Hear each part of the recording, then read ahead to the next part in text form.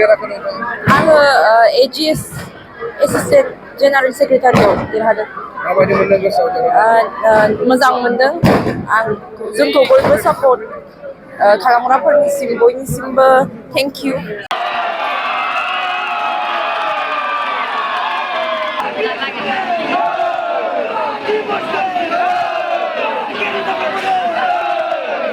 KUSU जानानै जों बेखौनो गोजोननाय फोरमायदों आरो दिनै नैबे मोनाबिलि समाव गासै खौरां नायगिरि नोंथांमोनखौ जों गिबियावनो साबायखर बावदों आरो जायनाखि बुथुमना होग्रा नोंथांमोननिसिमबो आं गिबियावनो साबायखर बावदों। दा जोंहा मिरु BSU जों लोगो नांनानै क'क्राझार डिस्ट्रिक्ट BSU गासै ज' जानानै जोङो क'क्राझार मुलुगसोलोंसालि बे मुलुगसोलोंसालियाव जोङो जोंनिनो टीम बयस बिथां गेरेमसा ब्रह्मनि दैदेननायावहाय बिथांखौ जोङो बिसायख'थि गेलेहोदोंमोन। दा जोंहा बिसायख'थियावहाय 13 जन मेम्बारावहाय जों 13 जनबो देरहानो हाबाय।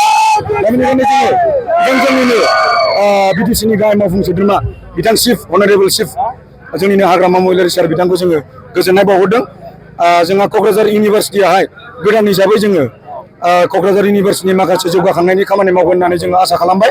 निस्सय जोङो मिजिंथिदों जों इयुनावहाय BSU जानानैहाय जोङो क'क्राझार इउनिभारसिटिनि गासै जौगाखांनायनि हाबाफारिखौ जोङो जेनाखि सरकारजों जोङो सिथाबनानै जों खामानि मावगोन होननानै आसा खालामो। गोजोन्थों।